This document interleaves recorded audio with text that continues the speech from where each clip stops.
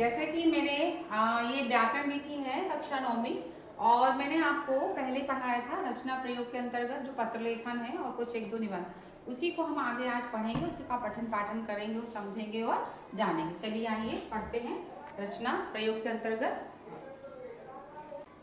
तो जैसे कि आप जानते हैं बच्चों कि ये जो हमने आपको पढ़ाया था है ना, पहले जो निबंध पढ़ाए थे ध्यान से आप पढ़िएगा और उसके जो शब्द हैं और बहुत अच्छे से आप, जैसे मैंने और भी आपसे पहले कहा था कि आप बेटा ये संस्कृत है, ठीक है, तो इसको आपको क्या करना, लिख करके याद करना। आपको जितनी लाइनें याद हो जाए, चाहे श्लोक की हो, है ना, निबंध की हो, पत्र लेखन की हो, प्रश्न उत्तर हो, और जो भी आपके जो पाठ शेनुषी है, जो बुक है उसके पीछे जितने भी जो पाठ अभी तक अपन ने पढ़े हैं उसके पीछे जो भी प्रश्नोत्तर वगैरह दिए गए हैं, ठीक है, और इसके अलावा जो व्याकरण दी है, तो बेटा ये सब जब आपको जब भी याद होगा जब आप उसको क्या करेंगे, लिख के देगा, और श्लोक जरूर याद करिएगा।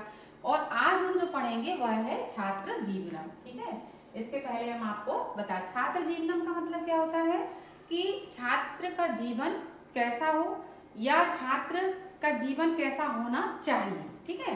तो यहाँ दिया है, यह विद्यार्जनम कर्तुम इच्छति विद्यार्जन जने च संलग्न, मतलब हमें विद्या को अर्जित करने की, मतलब जो हमारी क्या होनी चाहिए इच्छा, या उसको प्राप्त करने के लिए, या उसमें हमें क्या होना चाहिए, संलग्न संलग्ना भवति सा विद्यार्थी उच्यते, वही व्यक्ति वही विद्यार्थी श्रेष्ठ होता है जो कि विद्या को क्या करना है, मतलब विद्या को अर्जित करना चाहता है, विद्या में पढ़ना चाहता है, उसमें ध्यान पूर्वक संलग्न होकर उसको मतलब पढ़ता है, ध्यान पूर्वक पढ़ता है, जो भी पढ़ाया जाता है, ऐसा विद्यार्थी ही मतलब क्या होता है, वह उच्च होता है। या फिर क्या होता है, विद्या अध्ययनाय छात्र विद्यालयम गच्छति, तो जैसे कि आपको शब्द से समझ में आ रहा है ना बेटा कि विद्या अध्ययनाय छात्र विद्यालयम गच्छति, तो हम विद्या का अध्ययन करने के लिए कहाँ जाते हैं, विद्यालय जाते हैं, क्योंकि विद्यालय में ही हमें सब प्रकार के विषयों का क्या होता है, ज्ञान होता है, हमको विद्या प्राप्त होती है। तो विद्या का अध्ययन करने के लिए हम कहाँ जाते हैं, विद्यालय, विद्यालयम गच्छति। सा सर्वविधम सुखम परित्यज्य अहर्निशम विद्याध्ययनम करोति, लेकिन जब हम विद्या का अध्ययन करते हैं तो हमें विद्या का तभी अर्जित हो सकती है जब हम सारे सुखों को क्या कर दें, परित्याग कर दें। तो जब हम रात दिन सारे मतलब और रात दिन पढ़ाई करें, मतलब दिन में भी हमारा समय हो और रात में भी हमारा पढ़ाई का समय हो, तभी हमें वो क्या होगी, विद्या प्राप्त होगी। तो इस प्रकार से हम सारी सुविधाओं का, ये नहीं कि हमने कभी भी सो रहे, कभी भी उठ रहे, कभी भी कुछ भी कर रहे, तो इस प्रकार से आपको विद्या अध्ययन नहीं होगा। लेकिन जब आप सारे सुख हम परित्यज्य ना, हम त्याग देंगे, तो फिर हमको रात दिन मतलब, और जब हम दिन और रात दोनों समय पढ़ते हैं तो हमें विद्या मतलब तभी हमें विद्या आती है। विद्यार्थी अल्पहारी गृहकारी काक चेष्टावान बक ध्यान मुक्ता अल्प निद्रा लुष्य भवेत्। अब देखो यहाँ बहुत ध्यान से समझना बच्चों आप लोग, ठीक है। जो विद्यार्थी है इसमें दिया है अल्पहारी, ठीक है ना, तो विद्यार्थी को कैसा होना चाहिए, थोड़ा कम खाने वाला, एकदम बहुत सारा मतलब एकदम से खूब सारा नहीं खाना, अल्पहारी, अच्छा संतुलित भोजन करने वाला होना चाहिए, ठीक है। फिर गृह त्यागी होना चाहिए कि अब ऐसा नहीं कि हमें पढ़ाई है तो हम कभी भी मतलब कुछ भी, हमें गृह त्यागी भी होना चाहिए, पढ़ाई पे हमें पूरा मतलब ध्यान होना चाहिए हमारा। फिर है काक चेष्टावान, यानी कौवे की जैसी मतलब उसकी चेष्टा होनी चाहिए, ठीक है। फिर बक ध्यान युक्त है, जो बगला होता है ना, तुमने देखा होगा कि तालाब में जब बगला मछली पकड़ता है ना, तो उसका ध्यान कहाँ होता है, पूरा पूरा ध्यान कहाँ लगा देता है वो, मछली पकड़ने में। तो बगले की तरह आपका क्या है, विद्यार्थी का ध्यान होना चाहिए। फिर इसके बाद दिया है अल्प निद्रा लुष्य भवेत्, और हमको कैसा और विद्यार्थी को कैसा होना चाहिए, अल्प निद्रा। अल्प यानी ऐसा नहीं कि हम मतलब कभी भी सो गए, कभी भी मतलब हम उठ गए, कभी भी किसी भी समय, आपका समय सही होना चाहिए और कम सोना चाहिए। ज्यादा से ज्यादा आपका जो ध्यान है, जो समय है, वो आपको कहाँ लगाना चाहिए, पढ़ाई में लगाना चाहिए। तो अल्प निद्रा यानी हमको कैसा होना चाहिए, कम, मतलब जो विद्यार्थी है वो कैसा होना चाहिए, अल्प निद्रा, ठीक है। फिर यथा युक्तम के नापी कविना, इसलिए कहा भी गया है, क्या कहा गया है कि जैसे कि मैंने आपको पहले बताया कि विद्यार्थी का जो जीवन होता है, विद्यार्थी जब विद्या अर्जित करने की जो उसकी इच्छा होती है, जो विद्यार्थी मतलब जो संलग्न होते हैं वही ऊंचे पद पर होते हैं। और विद्या अध्ययन छात्र हमको विद्यार्थी विद्या अर्जित करने के लिए विद्यालय जाते हैं। तो हमने जो आपको यहाँ पर समझाया, तो यहाँ पर कवि के द्वारा क्या कहा गया? अब कवि के द्वारा कहा गया, काग चेष्टा बगध्यानम शृणु निद्रा तथैव च अल्पाहार गृह त्याग विद्यार्थी पंच लक्षणम। विद्यार्थी के 5 लक्षण बताए गए हैं। कितने लक्षण बताए गए विद्यार्थी जी? उसके 5। कौन कौन सा? जैसे काग के समान यानी कौवे के समान चेष्टा होनी चाहिए, बगुले के समान ध्यान होना मतलब चाहिए, और निद्रा, है ना। और हमें जो निद्रा वो कैसे, हमें ज्यादा निद्रा नहीं होनी चाहिए। अल्पाहार गृह त्यागी मतलब अल्पाहारी होनी चाहिए, और गृह त्याग होना चाहिए। ऐसे विद्यार्थियों के जो है 5 लक्षण यहाँ पर बताए गए हैं। प्रमादम विहाय अध्ययनेन परिप्रश्नेन च विद्यार्थी भवतु शक्नोति ते तपोमय जीवनम अनुकरणीयम इति। अब ध्यान से समझिए आप, जैसे कि ये 5 लक्षण जो विद्यार्थी जीवन के हैं। प्रमादम विहाय मतलब किसी प्रकार के कोई व्यसन आदि यानी बुरी आदतें जो है ना, नशा वगैरह की, वो नहीं होनी चाहिए। इससे ध्यान विद्यार्थियों को क्या होता है, भटकता है और विद्यार्थी विद्या अर्जित नहीं कर पाता। इसलिए किसी प्रकार का मतलब जो इसको प्रमाद नहीं करना चाहिए। और जो व्यक्ति इस प्रकार से मतलब जो नहीं, जिसके अंतर्गत नहीं, जिस विद्यार्थी के अंतर्गत प्रमाद वगैरह नहीं रहते हैं, वही विद्यार्थी होता है। तपोमय जीवन, और विद्यार्थी का जो जीवन है वो कैसा होना चाहिए? तपोमय जीवनम अनुकरणीयम इति। तपोमय जीवन होना चाहिए। किसका तपोमय जीवन होना चाहिए? विद्यार्थी का तपोमय जीवन होना चाहिए। तो बेटा यहाँ पर ये मैंने आपको छात्र जीवनम का आपको निबंध पढ़ाया। चलिए आगे पढ़ते हैं, यहाँ पर समझते हैं। अब जो आपका सेकंड है वो है अपठित गद्यांश। ये आते हैं, बहुत ध्यान से पढ़िए, आपकी व्याकरण विधि में दिए हुए हैं और आप इनको बहुत अच्छे से पढ़ेंगे और समझें। और जैसे कि आपको मालूम है, आप ये देख रहे हो ना, एक पदे पूर्ण वाक्य यथा निर्देशम उत्तरम, ठीक है। इनके जो आंसर हैं वो आपको इसी अपठित गद्यांश में दिए हुए। तो आप जैसे दिया है, उत्साह उदासीनता निराशा चेती त्रसः मनसः अवस्था। उत्साह देखिए यहाँ पर दिया उत्साह, है ना, उदासीनता निराशा चेती त्रसः मनसः अवस्था। मनुष्य की मतलब जो है कहना चाहिए कि 3 अवस्थाएं होती है, एक उत्साह, दूसरा उदासीनता, निराशा, और मनुष्य के मन की अवस्थाएं होती हैं। शिशुः सदा उत्साहशीला इति विदित में। जो शिशु होते, जो बालक होते हैं ना, वो हमेशा उत्साहशील होते हैं। अपि युवान अपि प्रायेण उत्साहशील, और जो कुछ युवा है वो भी उत्साहशील होते हैं। अनेके वृद्धा अपि तथा, और ऐसे इसी प्रकार कुछ वृद्ध लोग भी होते हैं जो उत्साहशील होते हैं। वयसः उत्साहस्य च नास्ति संबंधः, और इस प्रकार से वयस्क लोगों का भी संबंध कुछ होते हैं कुछ नहीं, है ना। तो उत्साह मानवस्य सहस्व, उत्साह जो है मानव का क्या होता है? सह स्वभाव होता है। मानस शरीरस्य च विकासात् भवति, यदि जब जो व्यक्ति उत्साहशील होते हैं उनके मतलब वो जो मन की जो अवस्था जो होते हैं, तो उनके शरीर का क्या होता है? विकास होता है। शिशु उत्साहेन सर्वगृहीतुं सर्वे सह खादितुं सर्वे सह खेलितुं च प्रवर्ते। अब जैसे कुछ ऐसा मतलब जो जरूरी नहीं कि सभी युवा उत्साहशील, कुछ नहीं भी होते हैं। इसी प्रकार जो शिशु होता है, तो शिशु क्या होता है? उत्साहेन सर्वं गृहीतुं, वह उत्साह के साथ सबके साथ खाता है, सबके साथ खेलता है, ठीक है, और सबके साथ रहता है। प्रतिबंधे कृत्य रोदती, यदि हम आप शिशु को घर में बैठा लेंगे और उसको जाने नहीं देंगे तो वो क्या करेगा? रोएगा। और उपहासे कृत्य क्रोधम प्रकट, यदि उसको आप कुछ कहेंगे, छेड़ेंगे तो वो क्या प्रकट करता? क्रोध। किंतु निराशो न भवति, परंतु वो निराश नहीं होता, क्योंकि वो क्या होता है? शिशु होता है, ठीक है। आप देखो बच्चों, यहाँ पर आपको एक पदेन दिया है, ये पूर्ण वाक्य दिए है यथा निर्देशा। जैसे शिशु उपहासे कृत्य किम करोति, जब उसका कोई उपहास करता है तो जैसे हमने आपको बताया, तो क्या है यहाँ पर? क्रोधम मन से कति अवस्था संति, ये लिखा है, देखिए मन की 3 अवस्था, उदासीनता और निराशा। फिर है पूर्ण वाक्य, के उत्साहशील भवन्ति, देखिए यहाँ पर लिखा है शिशुवा, फिर इसके बाद किसका दिया? युवान, फिर किसका दिया? वृद्धा, ठीक है। फिर अनेके वृद्धा अर्थविशेषण किम और ज्ञात में इति अर्थे पदम किम अनुच्छेदे प्रयुक्तम, तो इसमें अनेके आया, ज्ञात में कब विदित्वा। चलिए इसका आंसर भी आप देख लीजिए, मैंने दिए हुए हैं इसमें, ठीक है। तो इसको आपको क्या करना है यार, जैसे मैंने ये दिया, ठीक है। पहले का एक पदेन का है क्रोधम प्रकटति, 30 पूर्ण वाक्य के अंदर शिशुवा, युवान, वृद्धा, फिर यथा निर्देशम जो दिए हुए तो उसमें आएगा अनेके और विदित भी, ठीक है बच्चों। अब चलिए अगला अपन देखते हैं, दूसरा कौन सा है इसमें। हाँ, अब ये देखो यहाँ पर कश्मीर काश्चित नदी प्रवहति स्म, किसी प्रदेश में एक नदी मतलब बहती थी। नदी तीरे कश्चन सन्यासी स्वशिष्या सह आश्रम निर्माय वसति। उस नदी के किनारे कुछ सन्यासी अपने शिष्यों के साथ आश्रम में रहते थे। एक दिन सन्यासी शिष्य सह नद्या अपरम तीरम गंतुम एकाम नौकाम आरूढ़वान। एक बार क्या हुआ कि जब वो नदी पार करने के लिए कोई दूसरी नौका आरूढ़वान ने चढ़े है ना, बैठे दूसरी उसमें नौका में, तो वेगेन प्रवहन त्याम नद्याम अकस्मात एका अपरा नौका शिलाया घटने निमग्ना अपर। तो जो नौका थी उनकी, वो नदी में अचानक मतलब जो कहना चाहिए कि एक जो उनकी जो नौका थी वो एक शिला यानी एक पत्थर से जो है टकराकर उसमें गिर गई। ते तस्याम नौकायाम स्थिता सर्वे जना मरणम प्राप्त होता। तो उस नौका में जितने भी बैठे थे मतलब वो, तो वो क्या हो गए, सब मृत्यु को प्राप्त हो गए। अब सन्यासी अकथयत तस्याम नौकायाम स्थितेषु कश्चित दुष्टः आसीत इति मन्ये।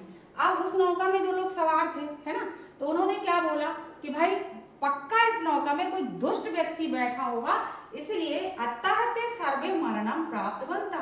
इसलिए ये जो नौका में जितने मतलब कोई जरूरी सा इसमें कोई दुष्ट आत्मा रही होगी, दुष्ट व्यक्ति रहा होगा कि जिसके कारण उसके बैठने से सब लोग क्या हो गए, पानी में डूब गए। नौका जो है वो डूब गई शिला से टकराकर, और सब लोग उसमें जो सवार थे वो क्या हो गए, मृत्यु को प्राप्त हो गए। तो इस प्रकार से ये आपका गद्यांश है, आपके व्याकरण विधि के अंतर्गत दिया हुआ है, आपको बहुत अच्छे से पढ़ना है बेटा ध्यान से। और ये जैसे इसमें दिए, तो जैसे मैंने पहले बताया, फिर से एक बार बता रही हूँ, इसमें एक पदेन पूर्ण वाक्य यथा निर्देशन उत्तर दिए हैं, और आपको इनके जो उत्तर है इसमें से ही क्या करना है, लिखना रहते हैं। आपको अपठित का मतलब मालूम होगा, तो वही जो इसमें से आपको क्या करना है, इसके जो क्वेश्चन के आंसर इसमें से पढ़ना है। तो मैंने आपको ये समझाया कि किसी प्रदेश में जो नदी बह रही थी, तो वहां पर जो सन्यासी शिष्य जो सभी लोग रह रहे थे, और जब एक बार उनको किसी नदी किनारे जाना था, तो वो सब नौका पे सवार हुए और एक शिला से उनकी नौका टकराई और सब लोग मृत्यु को प्राप्त हुए। चलिए अब इसके एक पदेन उत्तरम और पूर्ण वाक्य उत्तरम और यथा निर्देश। तो सबसे पहला आता सन्यासी पुत्र बसती, तो ये आपको मालूम कहाँ थे, नदी तीर। अपरा नौका कस्या घटने नद्या निमग्ना, तो शिला है ना। फिर पूर्ण वाक्य सन्यासी नौका दुर्घटना किन कारण, उन्होंने क्या कारण बताया। फिर सज्जना इति पदस्य विपरीत पदम अनुच्छेद चित्वा, और आरूढ़वान इति प्रतिक्रिया कृतपदम अनुच्छेदन चित्तम लिखा। चलिए इसके आंसर को हम देखते हैं, आपको कॉपी में लिख लेना है इनके, है ना। तो पहले आएगा नदी तीरे, कहाँ रहते थे वो, नदी के किनारे। दूसरा उनकी नौका किस चीज से टकराई थी, शिला से, ठीक है। अब पूर्ण वाक्य जो उन्होंने क्या क्या कारण मतलब क्या कारण बताया, उन्होंने ये कारण बताया कि नौकायाम स्थित कश्चित दुष्ट व्यक्ति आसीत इति, मतलब कोई दुष्ट कहा, इसलिए वह नौका अंततः सर्वे मरणम प्राप्त। तो इसलिए वो जो नौका थी वो कहाँ डूब गई, पानी में डूब गई, सब लोग मृत्यु को प्राप्त हो गए।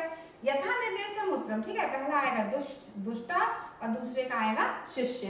तो इस प्रकार से बेटा ये पूरा आपको आंसर अपनी कॉपी में क्या करना है, लिख लेना है, और इस तरीके से आपको याद करना है। और भी इसमें दिए हुए हैं, ठीक है। चलिए अब है प्रातः काला दारभ्य सायं पर्यंत मानव अनेक कार्याणि करो। प्रातः कालाद्रव्य सायं पर्यंत, यानी इसमें समझिए आप इस अपठित गद्यांश को भी, कि प्रातः काल से लेकर, ठीक है ना, सायंकाल तक मनुष्य जो है अनेक प्रकार के कार्य करता है। एतेषु कार्येषु किम समीचीनम किम असमीचीनम इति विषये सायंकाले अवश्यम चिंतनीयम। लेकिन जैसे दिया इसमें समीचीनम यानी कौन से कार्य अच्छे हैं, असमीचीनम कौन से कार्य अच्छे नहीं है, इसका वो सायंकाल यानी शाम के समय उसमें जब वो सोता है तो तब वो क्या करता है, अवश्य ही इसके विषय में चिंता करता है और सोचता है।